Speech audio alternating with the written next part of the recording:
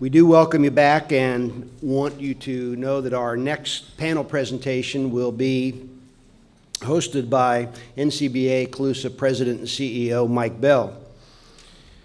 If that doesn't get you excited and is not much of a drawing card, Mike has invited 4 of his closest friends and associates in to join him this afternoon, which just so happened to be this year's entrance into the Cooperative Hall of Fame. I'm pleased to introduce to you, thank you, Martin Lowry, Harriet May, Papa Sen, and Barry Silver.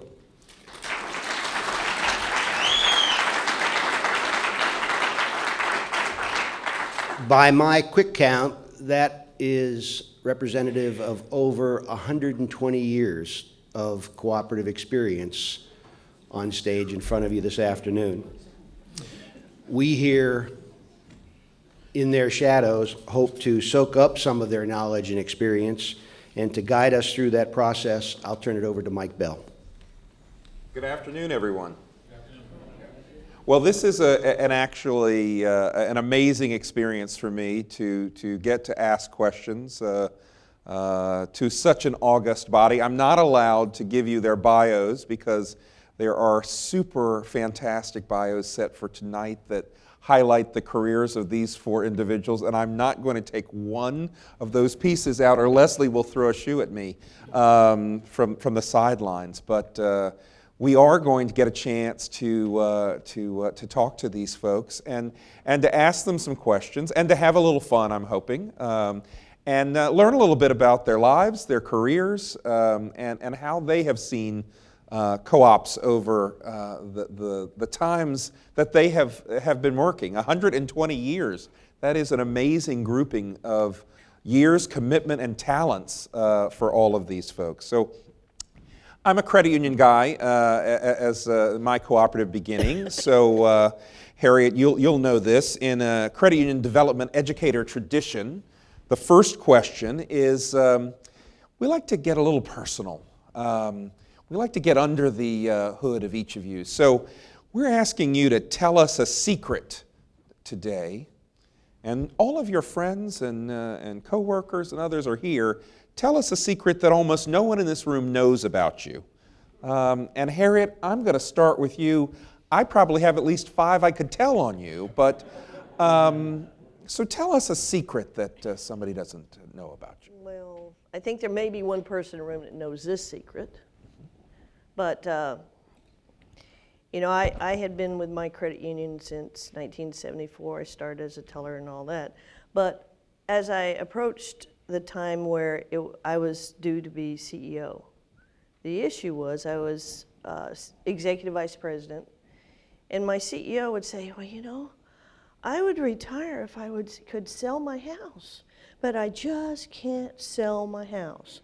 I really want to move to Oregon, and I can't sell my house. You know what, Ted? I really like your house.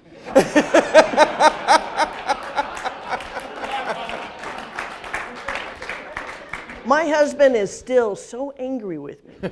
He really liked me getting the job. He does not like Ted's house. A credit union moment where she bought her way into the executive office. Look at you that. do what you got to do, Mike. I mean, you know, look at what we do every day. You got to find ways to do it and make it happen. And some of them are a little, anyway. Martin, that's going to be a tough secret to top. So, but I know electric co-op folks are more than able to match well, that. I honestly didn't think about this question in advance, even though I had it. So I've got about 4 or 5 going through my head, one of which I'm absolutely not going to do. Yeah.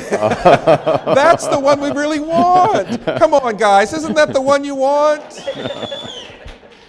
No, I'll just kind of follow up on something Pauline Green said. I actually wanted to be a priest and tried to convince my father when I was ready to go to high school that I should go to Quigley Preparatory Seminary in Chicago and then move on to what was Mundelein, was the advance and so on.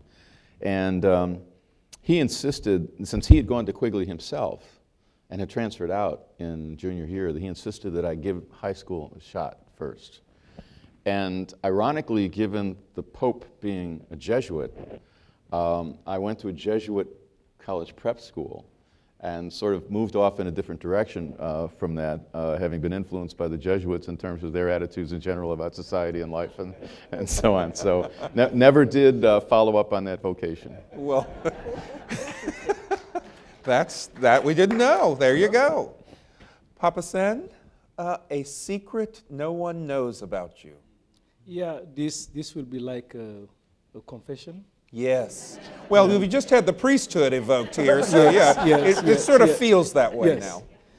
Because, with all these people supporting cooperatives and myself supporting cooperative and promoting cooperative, I spent 7 years teaching at the Cooperative College in Senegal. And for all those 7 years, discouraging people to form cooperatives. Really? Ooh. That doesn't seem very much the Clusa approach. Well,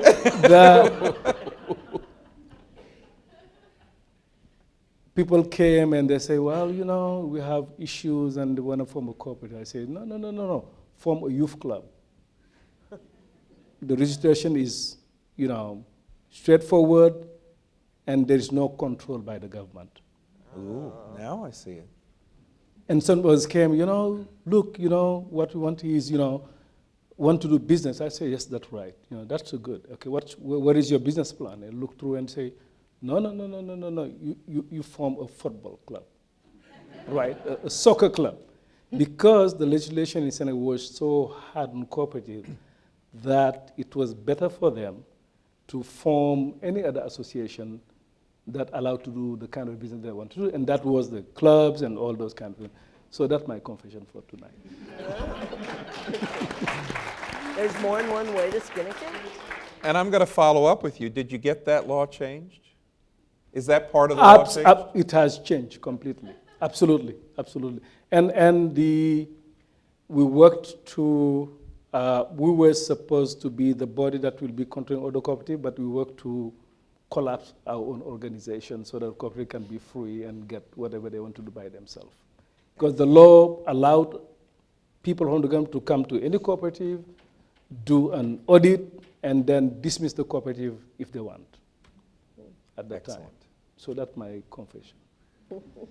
Well, Barry, you've had lots of time to think on this question, so that means it's going to be really good here at the fourth. And I have a lot of secrets. Yeah. No, not true. I also once was going to become a priest. Bless you all. But kicked out of the choir, so they wouldn't let me into the priesthood. Who's singing so bad? So poorly. Very, very few people know this. And I think I've passed the draft stage in the Army now. But I served 2 years in the Peace Corps because I wanted to do that, not to just get out of the Army, but we had to sign a piece of paper saying that the deferment to go in the Peace Corps was a temporary deferment. So when we got out, and this was during the draft, now where they picked the number, I was one of the low numbers, lucky me, I had to go in the Army. So after 2 years being fairly independent, working with agriculture co-ops and a number of different co-ops in Peru, I got back and all of a sudden I'm now running from the mess hall. So I got drafted right away in the Army, and you can apply for the conscientious objector status before you go in the Army, so you don't have to go in if they allow you to do it. And typically it's just religious people that allow you apply for this permanent deferment.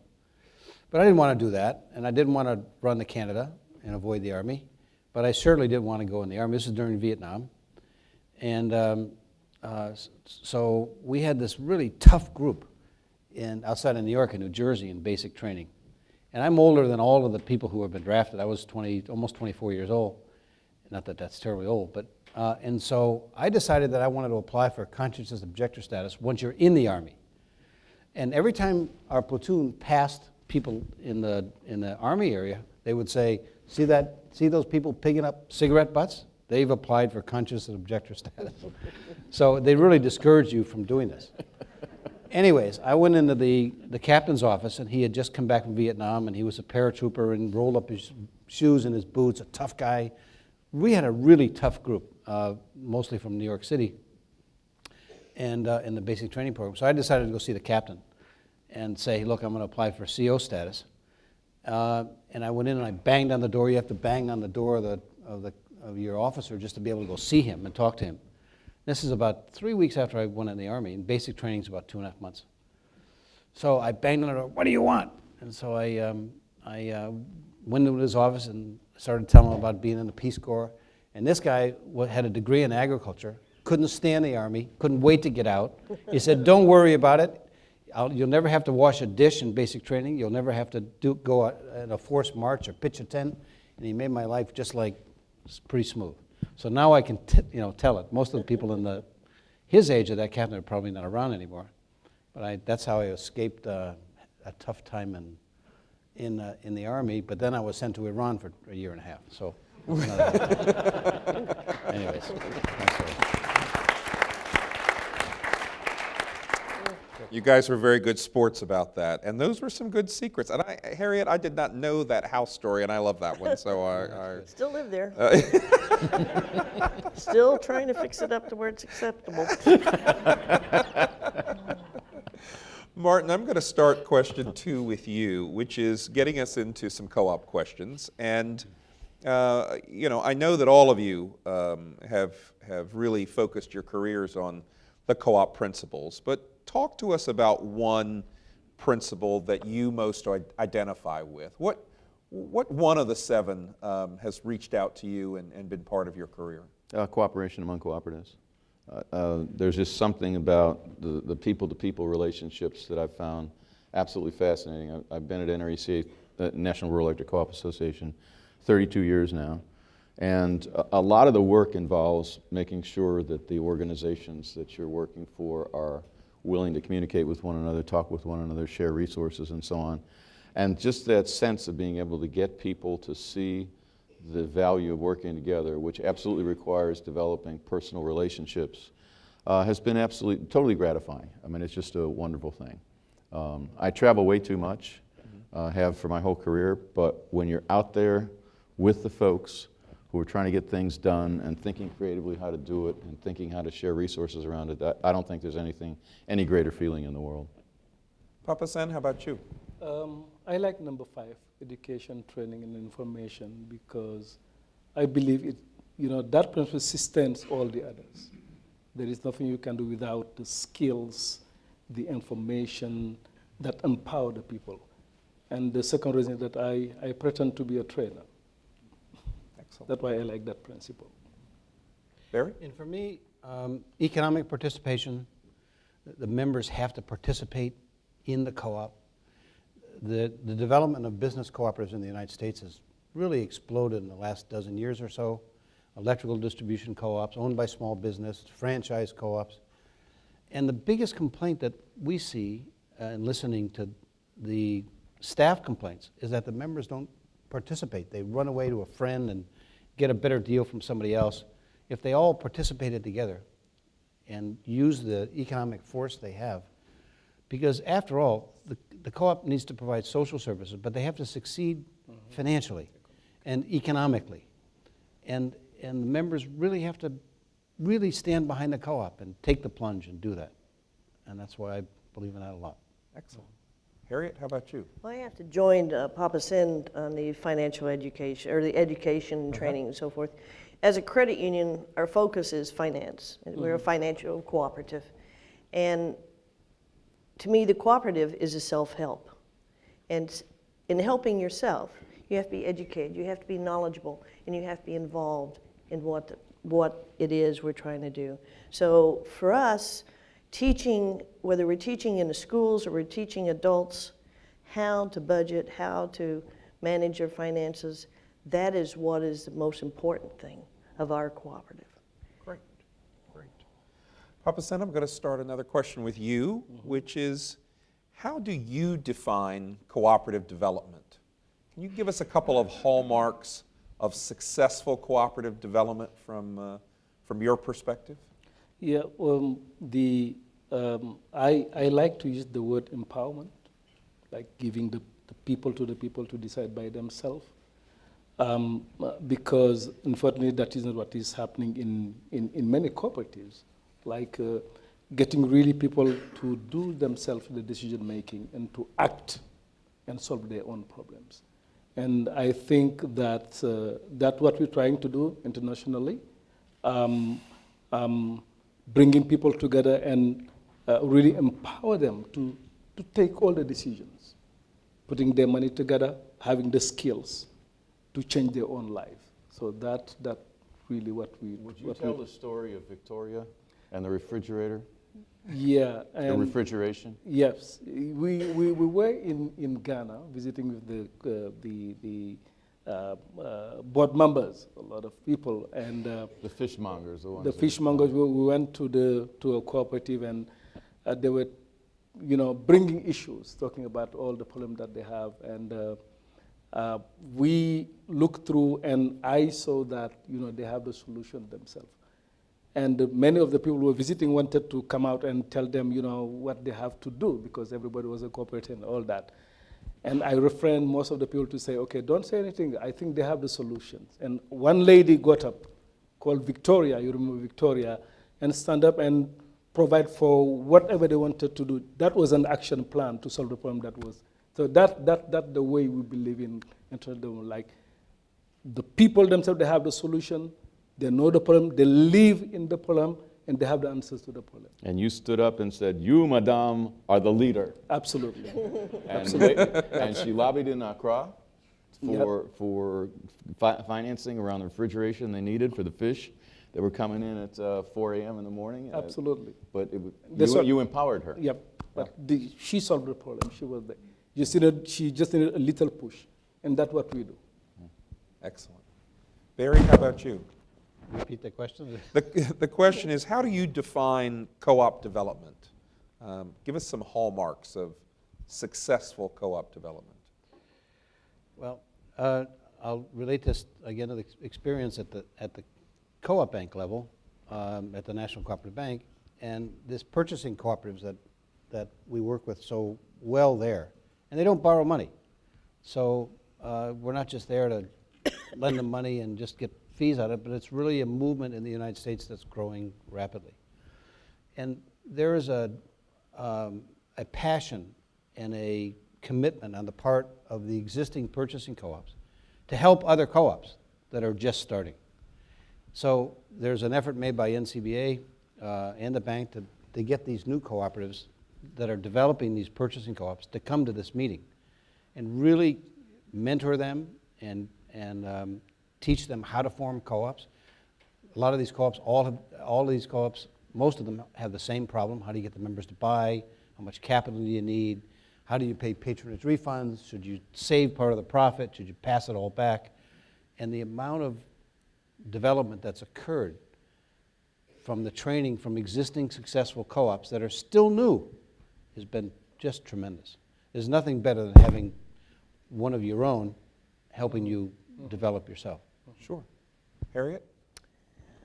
Well, I think I have to go back to Papa Sin's initial comments about something, a secret, of how the regulation had prevented cooperatives from doing what they need to be doing. And I believe in my world of credit unions, we've become so over-regulated. To create a new credit union, and Mike, I think you know this very well, is next to impossible. And to me, to have the financial cooperative as a vehicle to help lift not only individuals, but our entire economy is so important. Martin, you get the last word on this question. I'll take it from an education point of view and not about developing from scratch, but developing in terms of growth. We were involved in the acquisition of utility assets in the island of Kauai to create the first electric cooperative in the state of Hawaii. And it took 3 years. It took 3 years in part because the education of the people on the island was an absolutely critical part of their willingness to go along with a temporary board of directors. The bylaws we created allowed the leadership board to basically do the acquisition, and in 190 days there would be, in 90 days actually, there would be an election process. And I was very much involved in that. It was a real grassroots effort, but It was a huge learning experience for me because of the enormous lack of understanding about the cooperative model. Just enormous. Among people who were highly educated, you have a lot of people who retire in Kauai. And so you had economists, you had industry analysts, you had venture capitalists. They weren't understanding this whole thing about member equity and debt to equity ratios and building equity to retire capital credits and so on. 3 years later it happened, and the vote was overwhelmingly strong. It was a referendum on the island to do this. But that was my takeaway, was cooperative development absolutely requires an educated populace. Yeah, they have to do it. Barry, I'm going to start with you, and I think all four of you are passionate about youth information about co-ops. Do you think today's youth is informed about co-ops the way they should be? And what do we do to get them more informed? What would you do? Youth is not, the young people in this country are not that attuned to co-ops. They're not in schools, like you said, and credit unions are trying hard. The consumer co-op movement has done a lot to educate their younger membership. But what would you do? How do we? I think you need to engage the youth to be active and to contribute to the co-op, not just be members.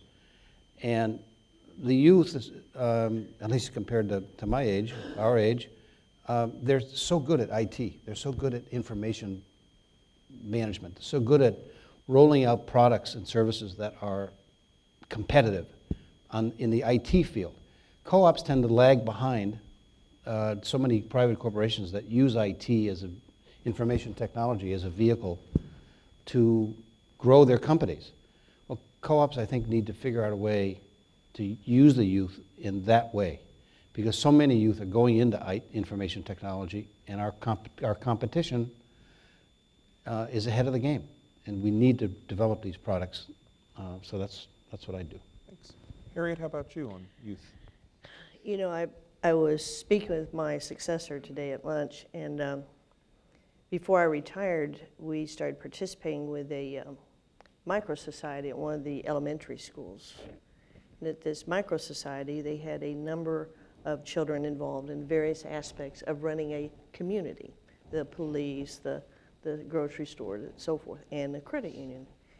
And to me, finding ways to bring the knowledge of what a cooperative is, because these kids were coming together and making products in a cooperative manner. They were running a financial institution in a cooperative manner. She was telling me she's now expanded to 4 schools. And these are children. These are 4th and 5th graders who are learning at the very basics of what it means to work together. I think we have skipped generations here. And I think that's something we have to right. The young people of today are wanting to do more projects or be more involved, but they have to know what the opportunities are. And we went through a generation who's more worried about profitability and success and hitting the measures. So how do we reach out? I think we do it one at a time, what is available in our community, and expand upon it. And I applaud my successor for having reached out to 4th and 5th graders, for goodness sakes. And look what they're doing. And she didn't have to buy your house then? No, she didn't. Okay, I'm just clarifying that. No. Okay. There was no, if you want my job, you got to buy my house. Martin, today's youth, what do we do? Okay, so I agree on the elementary school level. I think that's terrific, and I agree, even take it from a VOTEC community college point of view on IT. But I'd like to talk a little bit about the university system too, and particularly business schools. Is my friend Michael Peck in the room? Michael's here today, but he introduced me a couple of months ago to Rebecca Henderson at the Harvard Business School, who teaches a course called Reimagining Capitalism.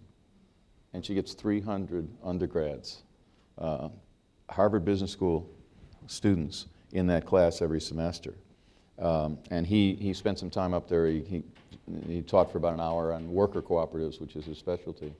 And he said there was overwhelming response. He's getting more and more emails just from that 1 hour he spent there. Ann Hoyt, who many of you know, who is a university professor at University of Wisconsin, asked me to come up and do an hour and a half with her undergrads. And I talked mostly about my sector, the electric cooperatives, and particularly about international work. And I was fascinated by the response. These were juniors and seniors. They got angry about the fact that the exposure to my sector was the first time they were hearing this. They had a general exposure to the cooperative model, and of course this was the course that Ann was teaching. But they were really upset that this is the first time they'd heard about the scope and breadth of cooperatives within that sector, the job opportunities involved in it, the high-tech jobs associated with it. And that was a lesson for me. You know, a lot of us have been trying for a lot of years to break through at the university level and at the business school level. My good friend and colleague Greg Boudreau, now retired from NRECA, always said, put $1 million on the table and you'll get an endowment and they'll listen to you. Well, I think something's happening today. And it's happening partly from the kids.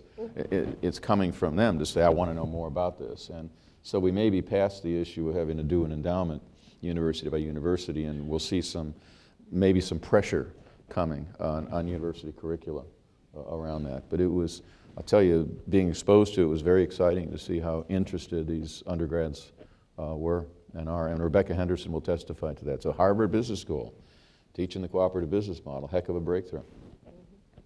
Papa Sen, you have the last word on the youth question. Yeah, I learned the leadership and cooperation and teamwork in scouting. I'm a scout. And I would have done this, used my scout experience to work with youth, the kids, and you know, help them to have cooperative to solve their own problems. Just back to what you said. I remember in Senegal we had what we call school cooperative that was in the early 60s.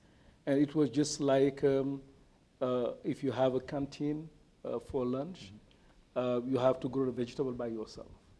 And then sell the excess into the market and get money, and we used to meet together, make decision about the money, manage it, and use the resources to buy the tool that we need for the school. It was a real cooperative. And I think that is one thing that you can do to teach kids about cooperative by solving their own problems. And I think that's the best way to get into this. Barry, you want to follow up? Yeah, just how we can combine this. The consumer co-ops, I said, you know, the people who are members of consumer co-ops, that movement has been growing very rapidly in the last 4 or 5 years. And it's been around for the last 40 or so. Walden is the king of this co-op movement. But most of these successful consumer co-ops are located in towns where there are universities. Yeah.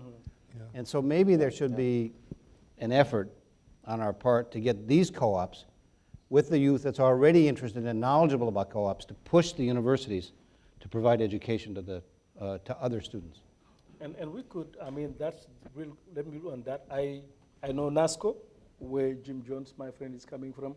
I spent weeks there meeting the leadership and all that. And I was telling them that the model that we should have in Africa, right? You have all these students in big towns like Lagos and Dakar, and they have housing issues. And that's how you can use cooperative to not only solve the problem, but learn about cooperative and get engaged in the movement. And I think we keep hearing that the young people, and I'm talking about college-age young people, want to be engaged in the community. They want to be involved. To me, it's a perfect marriage. But I think during that generation between those in college today and those of us who are looking at retiring, there is this group that went to B school and they learned about profitability. And, and the focus was not on working together or working in a cooperative manner. It was getting to success. And success was high profits, high return. And a cooperative isn't high return, high profits in that manner. But it's high return here, where it counts, and high success. But I think we're at a point now where if we would put our collective effort into the colleges or wherever and be the guest speakers, we could get a change in the cooperative movement, as long as the government doesn't I think ruin there's another aspect too when it comes to bringing youth in, and as a general point. And you know, we have a huge youth program. 2,000 kids come to Washington every year. As Dennis Hill from North Dakota brings folks in from North Dakota high school level. And then they move on to freshman and sophomore in college, and they stay involved through a leadership council. What I've been learning lately is they don't much appreciate being called youth No, they at don't. that point. They really feel They're that adults. they're adults, and treat us as adults, bring us into the conversation, talk strategy with us, talk about these very opportunities that they can then get their peers more interested in, and give us a real job to do, as opposed to thinking that we've still got a couple of more years before, graduate from college, get a job, then we'll talk to you. It was a real eye-opener for me about how sensitive younger people are to being taken seriously at that age. I'm going to turn this, good answer. Jim's excited. I'm going to turn this back to you four again. Talk to us about a turning point or a setback that you've experienced in your career, in your life. Talk to us about how you managed that and the lessons you took away. Papa Sen, I'll start with you. Yeah, something that happened in my career was to be fired from the cooperative college because the college was training officers, government officers, to supervise the cooperative movement and to provide services. And I advocated and wanted to, for the cooperative college to change its orientation and do training for cooperative people on the ground, training leaders, training accountants, training employees, which wasn't the orientation. But because of the lobbying we were doing, myself and my group, we all get fired. And we always used to say, if one door closed, there is one door that opened. And we said, okay, why don't we deal with the people? And then we start forming a group to do exactly what we wanted, going to the ground in the cooperative movement, in the villages and in the small towns, to do the training that we wanted to do at the college, cooperative college. And it was successful. And the key lesson I learned from that is, do it with the people. And it worked. We started moving into the town, in the villages, providing training on a demand base, and it was very successful. So we didn't even need to go back to the college, and that's how we keep working. And one key thing that we achieved at the time was to get, for most of the cooperative, a full accounting system in their own local languages, because Senegal is a French-speaking country, and most of the thing is done in French, but the people in Vietnam don't read French. So we started translating all the documentation into the people's own language. That was very successful. So do it with the people. So that's what we learned.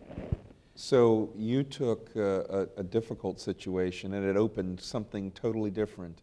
Do you think back to that moment and wonder if your life had been different if they hadn't let you go? Yeah, it would have been, I would have been just a regular trainer in a cooperative college. But with the new situation and the way we took it, we were transforming an entire situation in the cooperative movement, because we are not just in Dakar, but we are in all over the country. Excellent. And in the different part of the country, yes.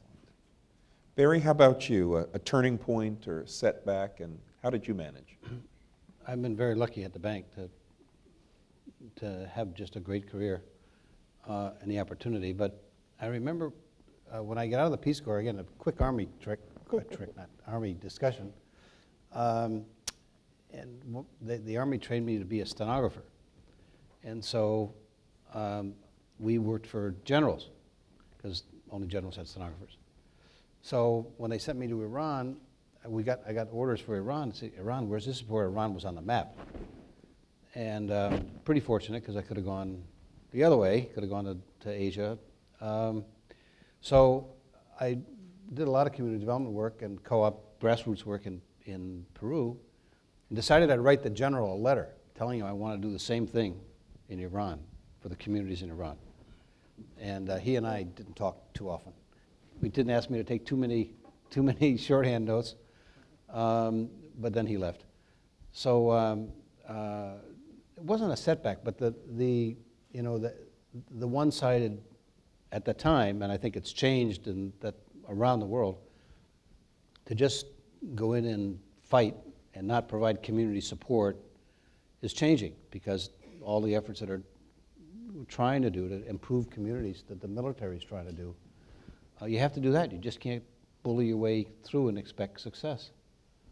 So, I think that was eye-opener for me, at least at the time. Boy, forget the Army stuff. I'm not gonna make a career out of this. But there was no interest at the time to do community work, at least with this group. And I think that's changing. So, Harriet? I'm sitting here struggling with this one, Mike. I guess the only one that comes to mind is I retired.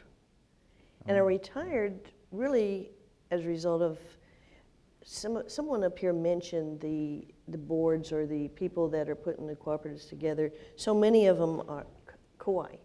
You're talking about how they're experts in HR, they're experts in engineering, or in all the fields, and they're really smart, sharp people, but they don't know cooperatives. And I think back to that, and I had a board that became that way.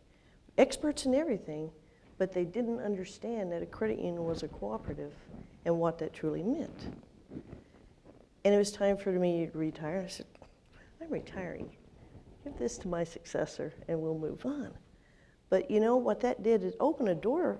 It opened my eyes, number one, to the fact that boards of credit unions have not really learned the history and what I call the credit union love story, which is why we're different, why we're not for-profit cooperative financial institution, and what that means to our community and what we need to do about it.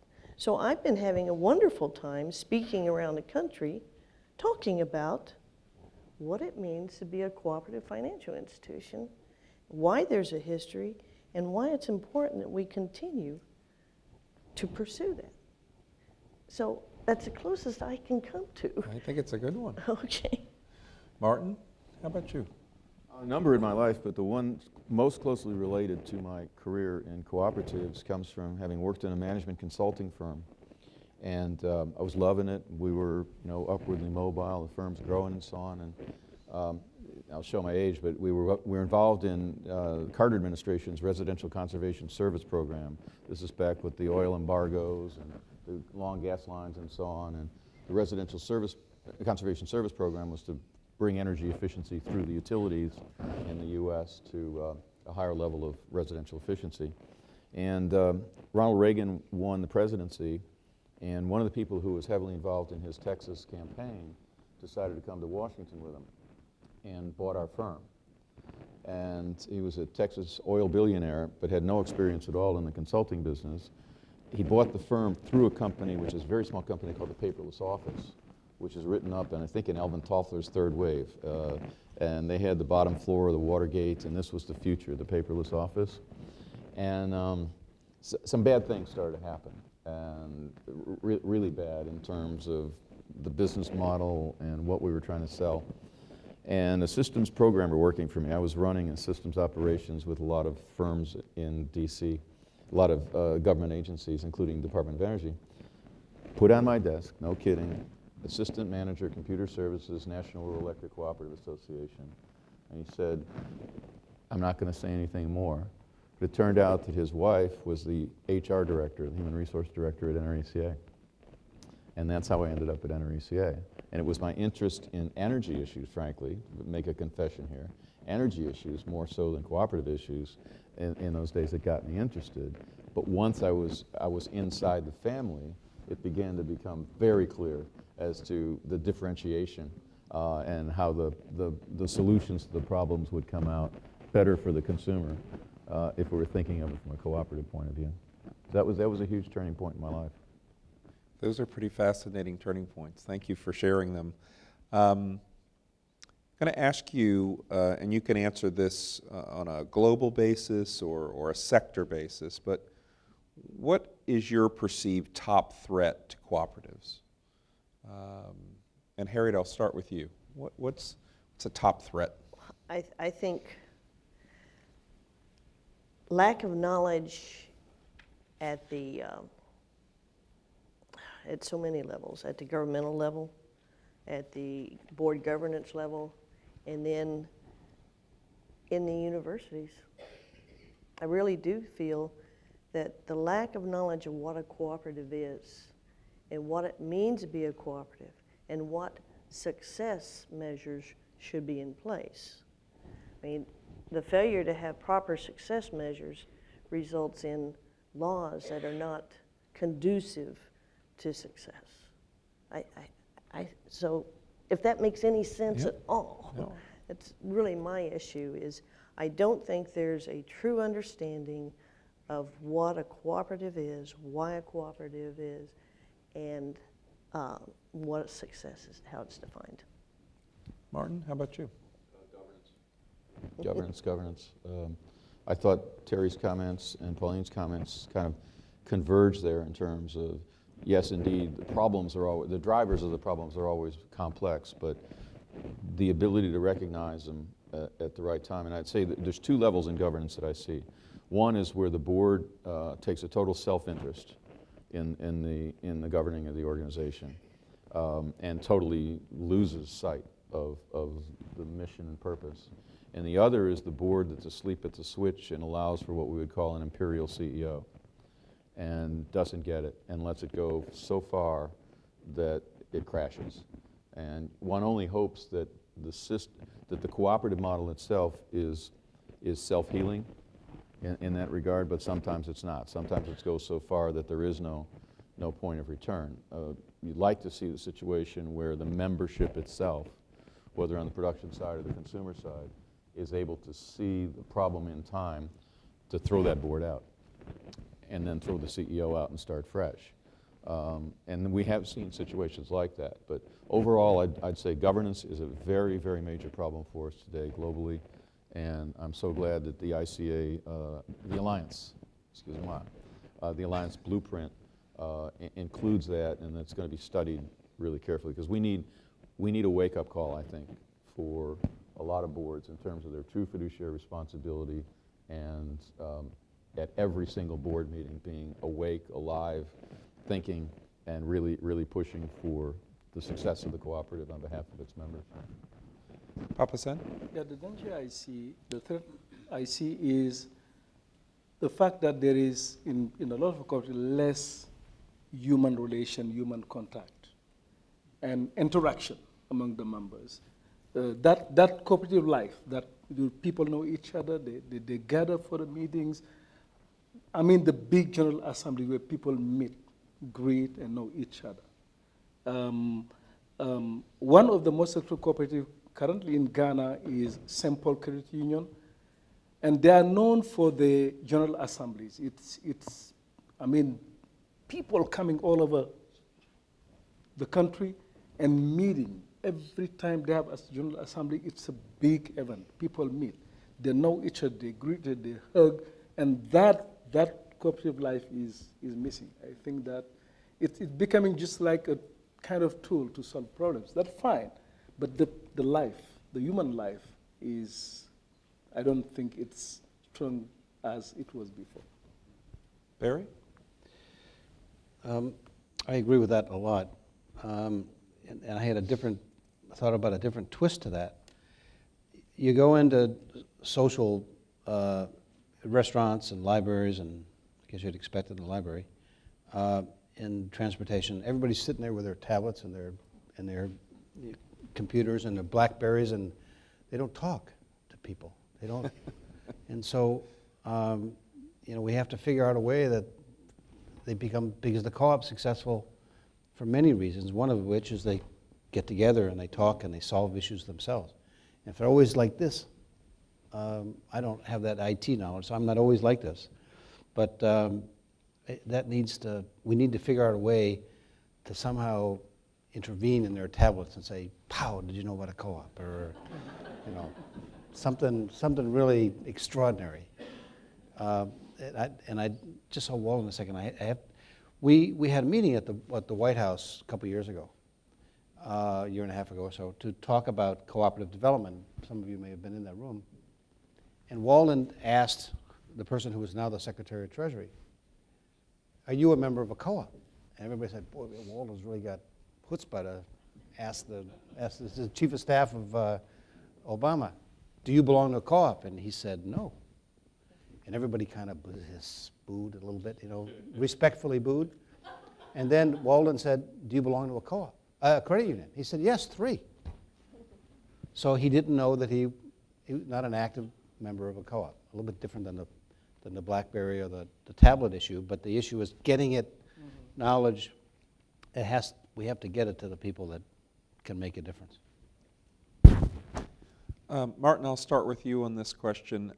How can the sector that you work in do more to engage or support, help other co-op sectors? What would be your dream for that? What can...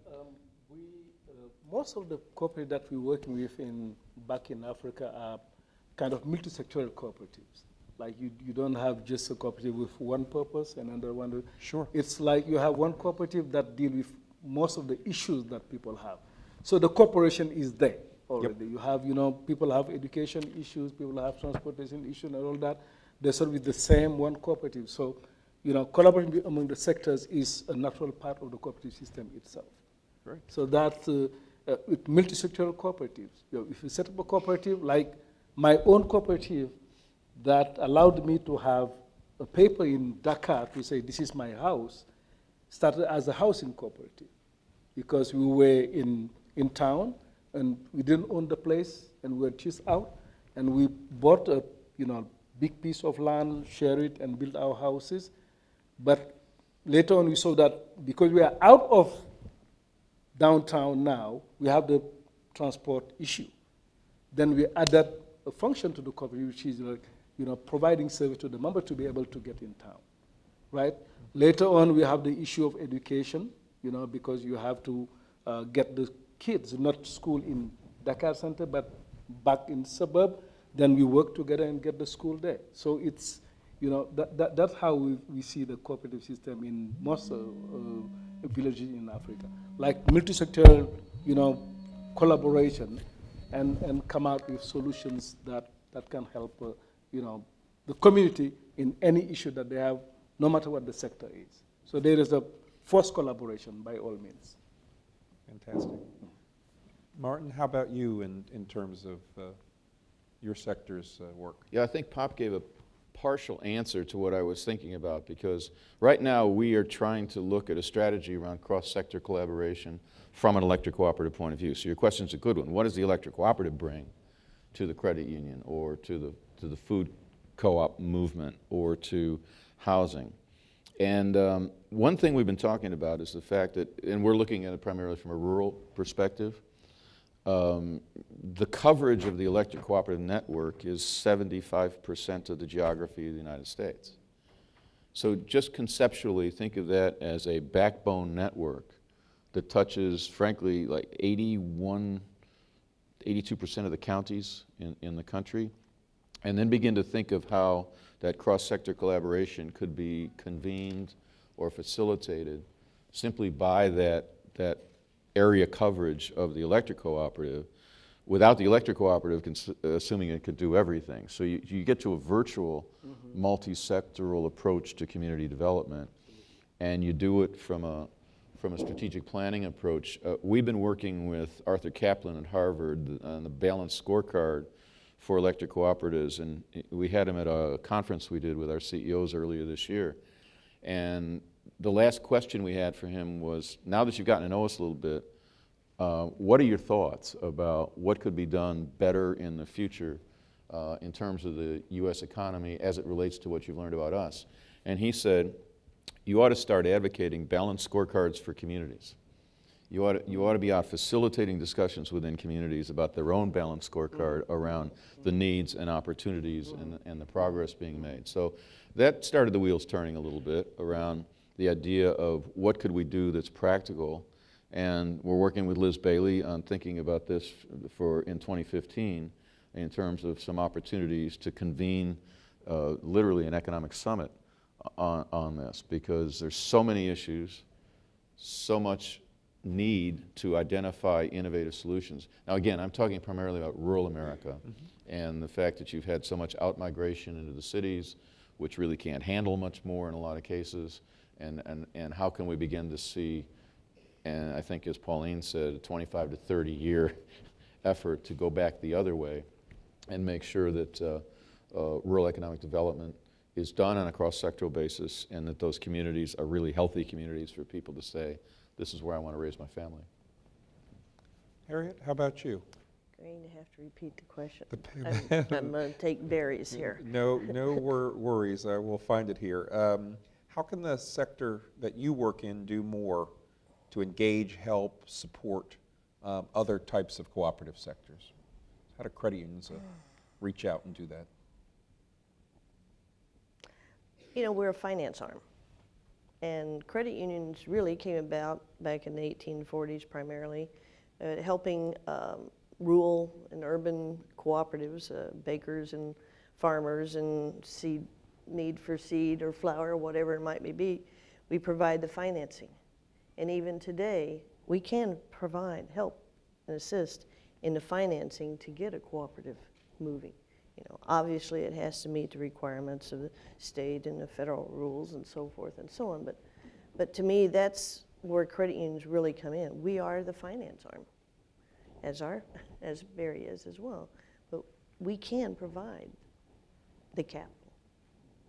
And that's really, even sitting here, I believe the Marshalls out here was a Feline's basement not that long ago. Yeah. And Feline, his whole focus was that there are people who have money who are willing to lend it to those who will help them make more money in a cooperative manner. That's what credit unions are about. Something that credit unions do in you know, even Eastern Africa is like you have a group of women that borrow from the credit union, right? And then give that money to them. But because they are selling product and you have a member that is a buyer, you link them that, you know, so that they can do business. And then you just help that to happen. It's good for yourself because you make sure that you get your money back, but also helping two other sectors to work together. But you're exactly right. Credit unions through the World Council of Credit Unions internationally they'll fund $20, be it may, for thread for a lady to make something to sell and market. And she will build that into a business. And we've had, when you go to the conferences for the World Council of Credit Unions, you will see women come dressed in the cloth that they made that came from the loan they got from the credit union, by whatever name it was in their area. In their homes or in their backyards or wherever it might be. That's what credit unions can do. It makes a difference. It lifts the community, lifts the education of the community. It gives children a reason to go to school, whatever. Barry, how about this from the bank perspective? Well, we all try to improve. For years and years, the bank borrowed money in the capital markets and borrowed money from a consortium of commercial banks. And hindsight being 2020, we started about 4 or 5 years ago with a major campaign to work with credit unions to borrow from them and have them deposit with us. There is a restriction that the banks put on credit unions in terms of the percentage of loans they can make in their portfolio, commercial loans. The banks, when they did legislation years ago, but community sponsorship and ownership for credit unions, the bank lobby limited the amount of commercial loans credit unions can make to 12.5%, I think. And so they don't make many, and they need to have qualified staff and trained staff, so they don't make commercial loans. So even though we had lent money to some credit union leagues over the years and have very close relationships with a number of credit union people. We never did business with them. And so the co-op to co-op stuff that Martin talked about is so critical. It's changed the National Cooperative Bank. Credit unions now buy commercial loans from us. When they don't, again, most of them don't understand how to underwrite them. They deposit with us. We are very actively involved in the foundation for local communities. And when they have business loans in their communities, they now have a resource with the National Cooperative Bank to participate loans with them. So we seek out credit unions. Not just, we have over 600 credit unions that deposit with us. That's a lot. And they buy loans from us. So we're going to continue to do that. And frankly, I think we should participate more with CoBank and with CFC, and and someday we will, because we're involved in their communities and they're involved in ours. But there's not a lot of interaction, and we should do that. Communication, Barry. Right. We've got to communicate better. I agree. You all are about to join the Co-op Hall of Fame tonight. That wall is in our office in a couple of blocks from here, CDF and NCBA. Is there a person on the Co-op Hall of Fame that you identify with, that you are connected to, that you are particularly engaged in joining on that wall? Harriet, you want to start? I can start that one. My first mentor in credit unions. When I went to work for the credit union, I didn't know I got my first car loan from a credit union because my mother said, here's where you'll borrow the money for your car. And so I continually made my payments to that credit union. I had no idea. I worked for a bank. And neighbors said, hey, you need to go to a credit union, they pay better, they treat you as human beings. Oh, okay, that sounds kind of refreshing. And so the mentor of mine that hired me for that job, R.C. Morgan, is on that Co-op Hall of Fame. And without R.C. Morgan's leadership and guidance for the many years I worked under him, I would not be the person I am today. I truly admire him, and you have no idea when Richard Dines called me and said, we're going to nominate you to the Co-op Hall of Fame. I'm like, no way. No way. That's where RC is. So, yeah. We'll see if we can get them moved around and get you Get guys 'em next to you. Yeah, I'm just thinking about that. Martin, how about you? So Benjamin Franklin's not the right answer? It could be. Sorry. It can be. It's a mentor also, and I'm going to mention it tonight because his widow is going to be here.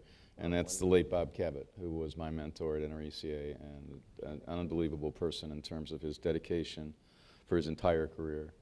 So he started as an electric co-op manager in a small co-op in New York, and just an amazing person who went right to the grave working on co-op stuff.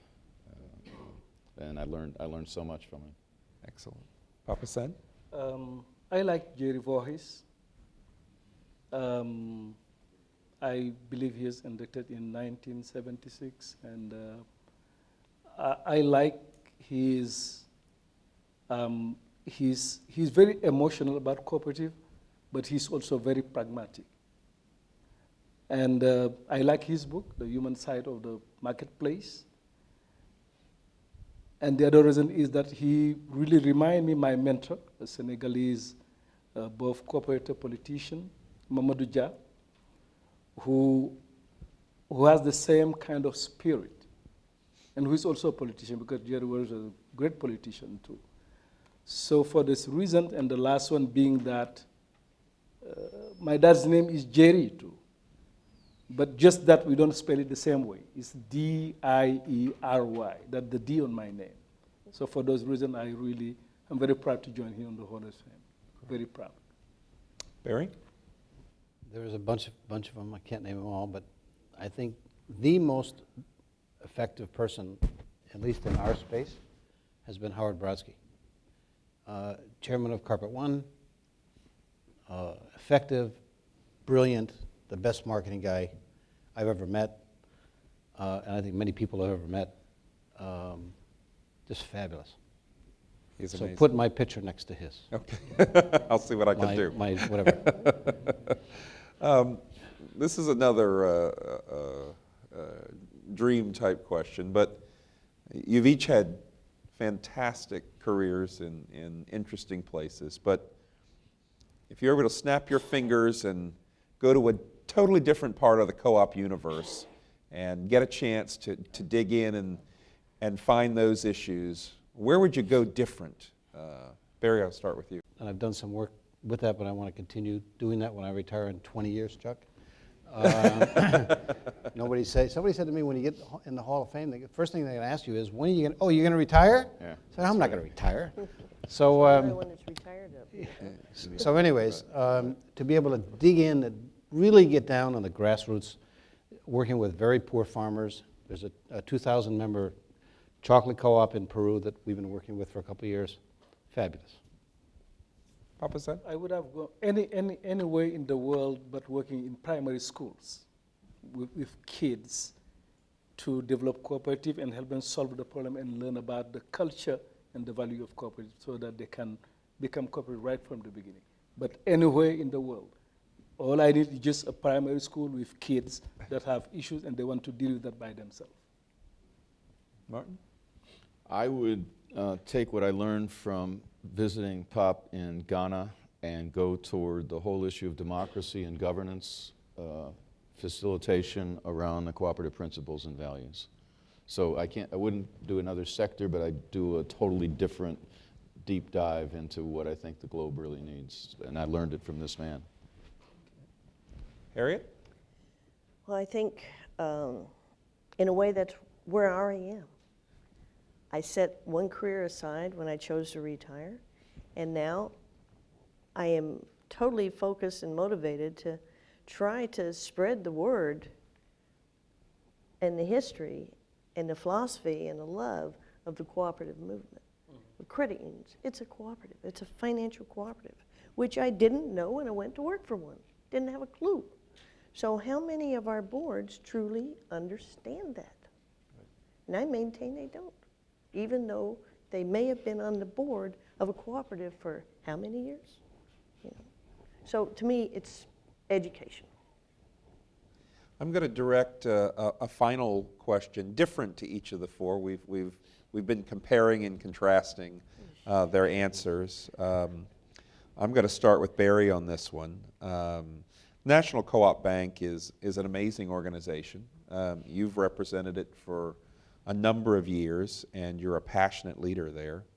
What do you wish every co-op leader in America really understood about the National Co-op Bank? We're involved in a lot of different co-op markets that other cooperative financial institutions are not. And there are a lot of them. Remember 20, 30 years ago, when we talked about a Dunkin' Donuts co-op, people laughed. And Kentucky Fried Chicken and Burger King. And there are many, many of these co-ops. There are as legitimate a cooperative as any cooperative, and we're started with the same principles that the farmers started, to help them socially and economically in their community. And what I wish is that we don't have a national advertising budget, that we continue to communicate as best we can with the other cooperatives that are all over the country, 7,000 credit unions. How can we use our other cooperative partners to spread the word that these are the kinds of co-ops that can be very beneficial to the economic community in affordable housing and franchise and purchasing co-ops, so that we can really build a cooperative community working together, us working together.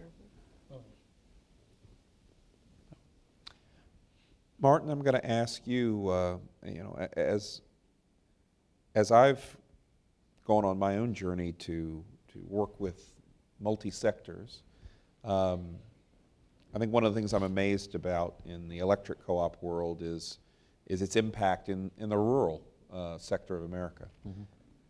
Talk to us about how you think this country would be different how rural America would be different if there had never been an electric co-op system? You know, this question came up with a committee we put together 2 years ago called the 21st Century Committee. My new boss, Joanne Emerson, says we're a little bit far into the 21st century. Could you retitle that, please? The question, we did this exercise, which was called the It's a Wonderful Life exercise. Many of you in the room know the holiday movie, It's a Wonderful Life, where without the savings and loan, Pottersville was going to be the lay of the land. And everybody around the table concluded that there was a version of Pottersville that would have happened in rural America, that the resources would have been misused, there would have been horrible levels of poverty, crime, large barren areas, serious lack of productive agriculture. And it was fascinating they all came to that conclusion. And you had this horrible thought of what the vast expanses of this country would feel like if you described it as Pottersville, and what the consequences of that to urban America would be in terms of the food chain. So I think it quite, not, without exaggeration, an absolute disaster for the United States and its economy. Just productive agriculture would never have gone the direction it has. I mean, remember, you first moved to hydroelectric power, and so you're harnessing the power of the lakes and the rivers, and then you're using that for irrigation purposes, and that's really how it all started. And the end result, if you haven't read this, the first volume of Robert Caro's 4-volume series on Lyndon Johnson is called Paths to Power. And he has 2 chapters in there about the creation of Pedernales Electric Cooperative in the Hill Country. And one of those chapters is called the Sad Irons. And the sad irons were the irons that you would put on the wood stove in order to heat up and then to iron the clothes, and how the rural housewife's life, the rural farm wife or the rural rancher life was so difficult that, you know, they die young. And it's a fascinating description of life in rural America before electrification. And so while I understand, and we understand within that sector, that can come off as nostalgic, we're trying to identify ways that it can be treated as important historical facts, not to be forgotten in terms of the future, or we will repeat it. And we do have issues in rural America today where you could see that repeated future. So it's an amazing story of how all that came about. It's considered by many to be the greatest engineering feat in the U.S. in the 20th century. The ability to have electrified the entire country and to have done it on the cooperative model with farmers and ranchers putting up $5 to do their part. And so, yeah, so I'd stick with it's the Pottersville, It's a Wonderful Life scenario that no one would want to revisit. Excellent. Papa Sen, you are someone that I think in many ways has defined international development over a career. Talk to us about how it has changed over the years and what mistakes have been made, what successes have been found. How is it different? Is it improved now? I do think it's improved. Like I have been out of Senegal for the past 3 decades, working in cooperative in other countries. And when I got back to Senegal, I found a lot of changes. I started with literacy training. That was my first field. And I was amazed the way the young volunteers that are working in the nutrition side of our program, they all know how to read and to write, which is big change. I was shocked by the number of people who could read and write. Because that was my field when I was there, and I knew that there was a large number of people who couldn't do it, and I was so amazed to see a lot of people be able to do it. The second thing is electricity. In the village where I slept that night, Anyam, I didn't visit that village for about 32 years, and when I came, they have electricity right there in the village. Big change, improvement. In the Senegal Valley River, far more irrigation than when I left the country. Yes, there is an improvement. But in terms of organization doing the work, there is still a lot of things that need to happen for things to really improve in a very drastic way. For example, organizations still sticking to giving whatever people need. Handouts, thoughts, ideas, it's still there, and that prevent people from really thinking by themselves, which is our approach, and that the main concern that we see. On one side, there is a lot of changes brought by organizations like us, stick to really supporting people to do whatever they have to do by themselves and not doing it for them. Because if you do it for them, you prevent them from learning on how to do it next time.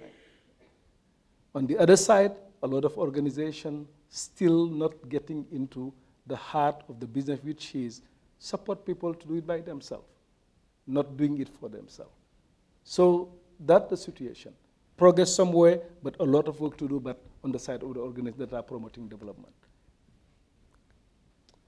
Harriet, your career and a lot of your work has been in Texas on the Mexico border.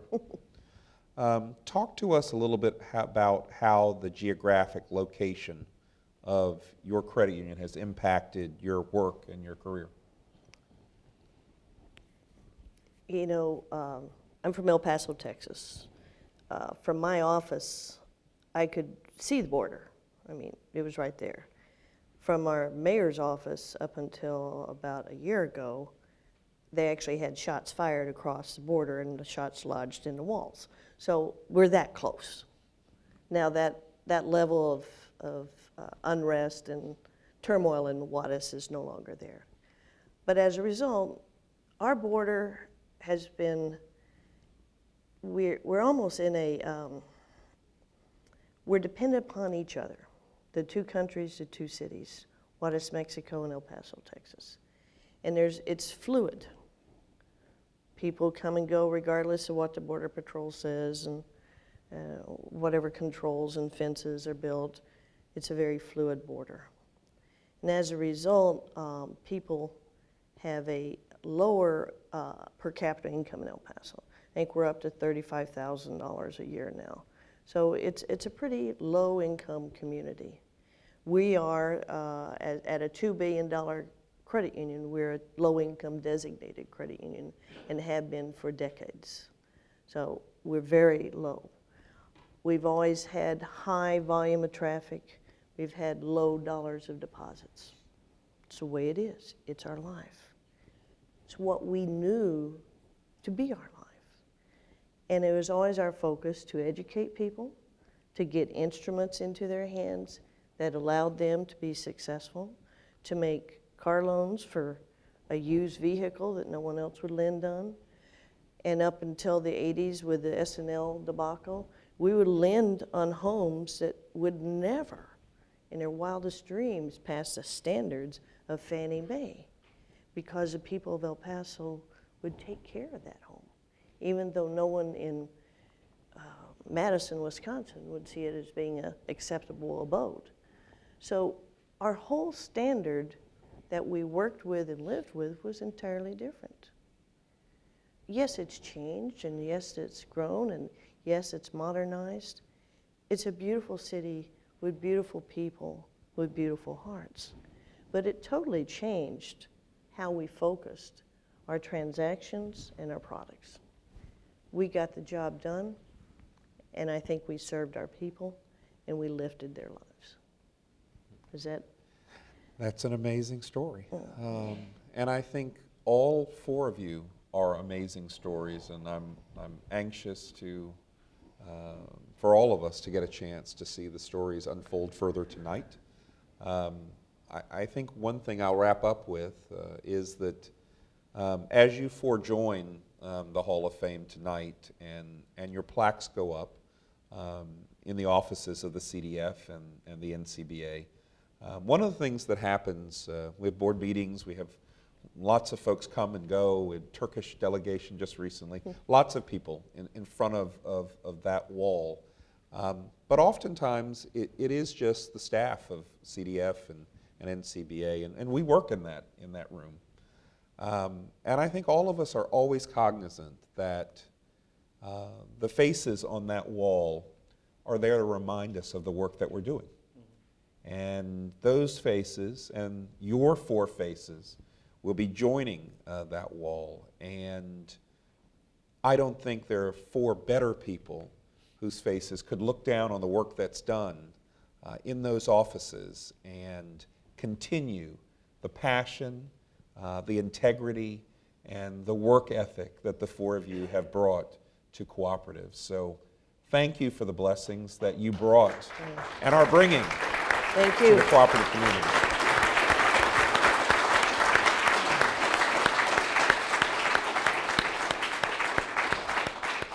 Mr. Chairman, I turn it back to you. And we're going to start a new tradition with this forum. We're going to award prizes. We denied you the opportunity to ask questions pretty much through the course of the program.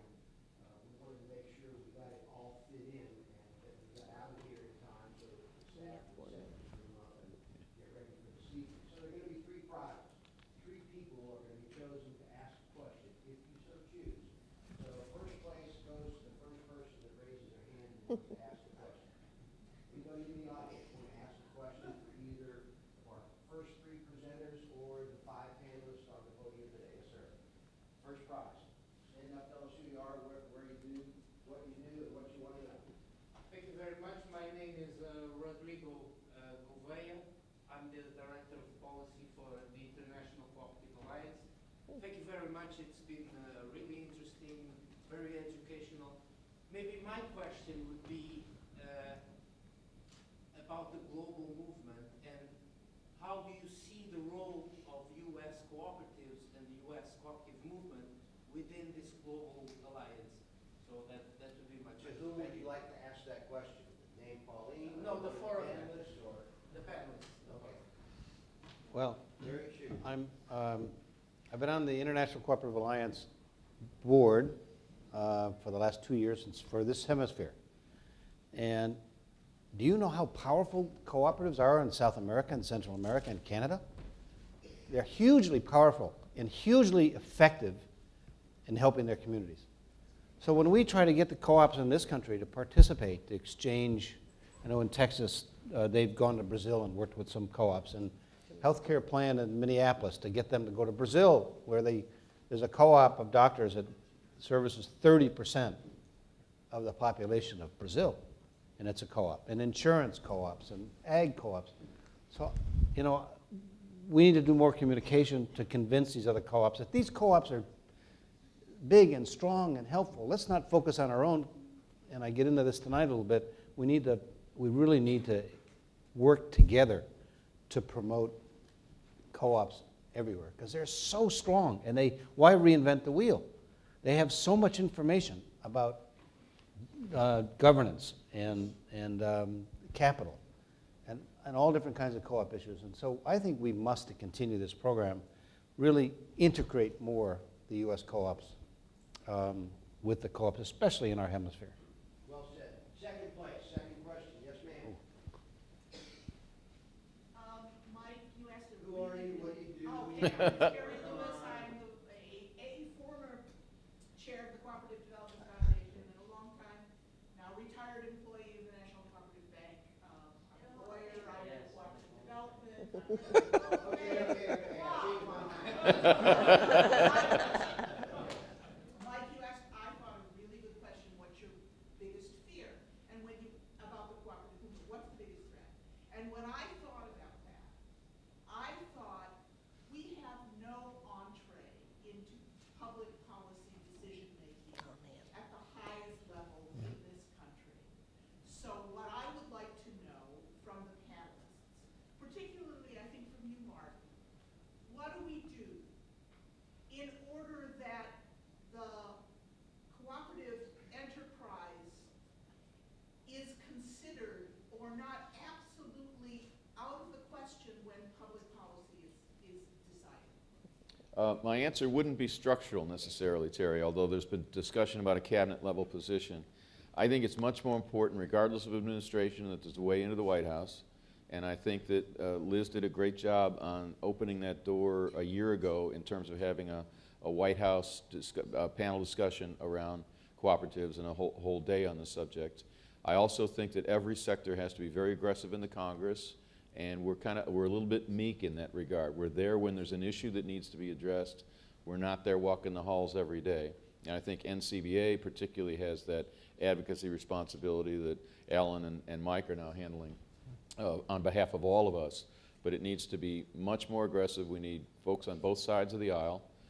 It's interesting that within the cooperative memberships in all sectors, we have Republicans, Democrats, Independents, and yet when you look at the Hill, the tendency is to still assume that it's the Democratic side of the aisle that's most responsive, and that's a bad assumption today, because we've got to look at this on a nonpartisan way and be much more aggressive than we've been.